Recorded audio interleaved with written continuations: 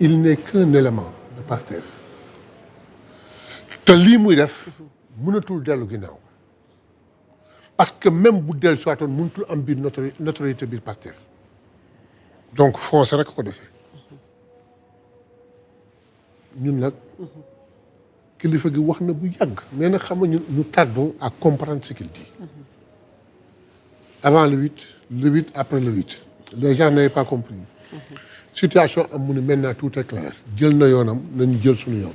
suñ ko déggoon yëpp doom léegi nag c'est hier que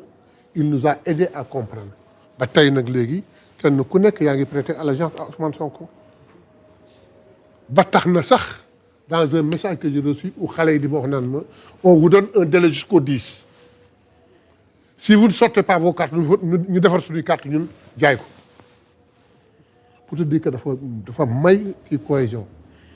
léegi nag attendons de voir le futur nous jugera. en tout cas débat de fond baa ngi ñuy xaar lii nekkoon sa ubbi gi rek élément d'appréciation ci li xewoon keroog Abbas ci yow laa jëm xew-xew gi samedi defe naa ne ñoo ko gisandoo la fa xew buñ ci dikkaatee noo ko apprécier balaa ñuy xuus nag ci point yi fa am ak débat de fond gi ñuy xaar ci waxtaan bi. appréciation bu njëkk père dafa embrayé mais bësul ci accélérateur mooy bi mu ne événement bi palais la waroon a am si laa toogoon ma ne la toute activité politique nañ ko utile un cadre extérieur bu dul palais de la République leneen li j'ai vu des gardes-corps yu sol effigie wu République du Sénégal ñu accompagner ko fa je dénonce bu dee dafay dem ci ay rencontres politiques te ñu yàgg xeex lu mel noonu tout ce qui est à l'effigie de la République du Sénégal nañ ko jël tege ko ni tege pour arrêter toute confusion li ñu sol trahir yooyu moom mooy le cadre institutionnel bi accompagner le président de la République dans ses activités républicaines kon loolu je le condamne deuxième fait mun nañu prêter sax les services de la gendarmerie pour seen sécurité mais pour man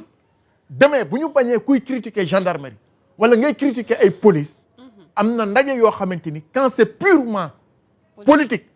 bu ñu coller l'institution à l'activité politique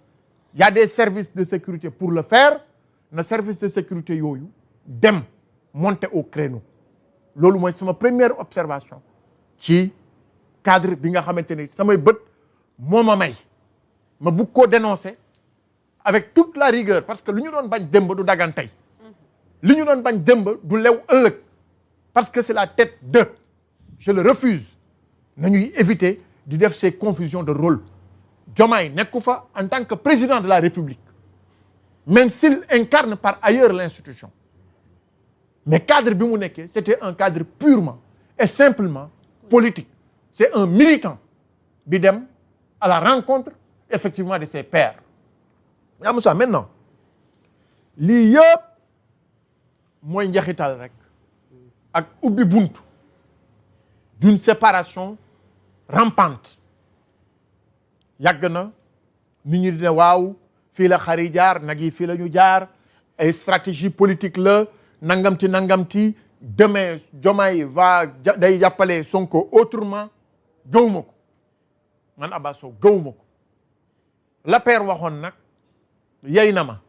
ne woon na nanu toog xaar ba ëllëg ma rus te gëm naa ne tànk yii ñu gis keroog ku am texte ak règlement intérieur boo étudier jàng ko ñu valider ko muy benn am na li nga bëgg mooy ber sa daara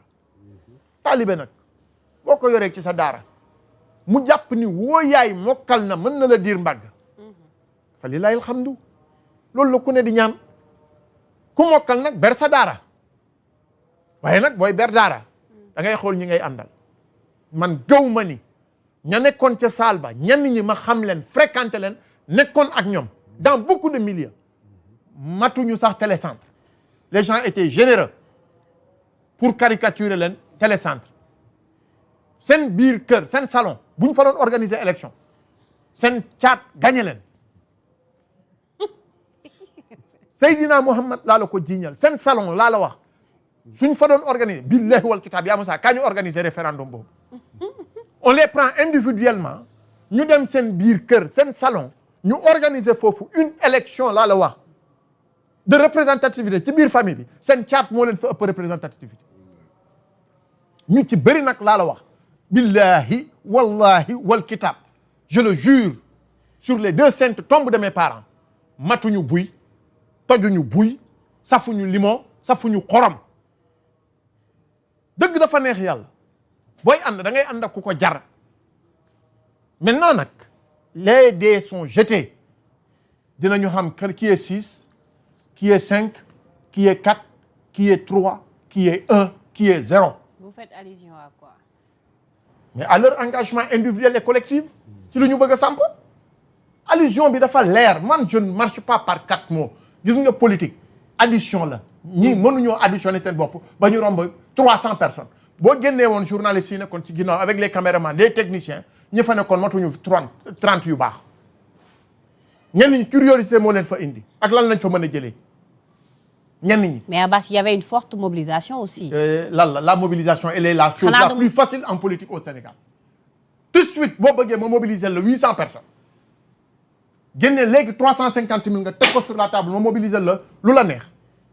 c'est très facile la mobilisation en politique ce qui est maintenant un baromètre en politique c'est la conviction gëm ni lii laa bokk ci lii lay mouiller le maillot am na ñoo xamante ne xam lan moo leen fa indi poste du dara ils sont dans des schémas et des calculs bu Diomaye dàqee diw ci poste bi war na mën a pousse mooy pion xoolal ay calcul politique la ñu nekkee ñooñu de toute leur vie et leur carrière ci loolu la ñu mës a nekk accompagné nañu ku ne man mën naa la ci citer ay nit mais bugguma tooñ moo tax ma am droit de réserve mais bu ñu toogoon ci beneen cadre man ne la diw mii ci lii ak lii nangamti nii la def aboutirul maintenant nag l'enjeu est là man nag li ma gis ci gàttal yaa Moussa comme yaa ngi may dagg nag ku nekk jël sa responsabilité totalement wax bi daal di jeex lu golo xam bootee doomam. ok ubbi gi la woon ci yow laa jëm Abdoulaye Mbow parce que débat de fond bi moom point par point mi ngi ñuy xaar Abbas Abdoulaye looy ubbee ci sa njàngat ci li xew keroog. d'abord kulul xaq wala kaana murad waaw le 20 novembre 2024 communiqué du conseil des ministres président Bassirou Diomaye Faye moo félicité Ousmane Sonko premier ministre et chef du parti PASTEF pour son engagement personnel et son leadership politique qui lui ont permis d'avoir la majorité à l'Assemblée nationale. Le 20 novembre communiqué du conseil des ministres ñëpp dem xooli loolu. kon mbokk leneen lu ñu wax démb compté wul. 2017 le PASTEF njëkk a dem élection législative 2019 dem na 2022 dem na 2024 calculel si 2017 ba 2024 PASTEF kañ la dem élection ba yóbbaale récépissé je parle sur le contrôle du doyen. Effectivement. demul élection boo xam ne récépissé la demee. coalition jot na sax 2019 que PASTEF demul ak récépissé wam te mi ngi nekkoon si li nga xam ne mi ngi nekkoon parti légalement constitué 2017 pareil 2022 dans le cadre de Yewwi Askan Wi pareil donc ñuy yuux ne dañoo abale seen récépissé mais du gulet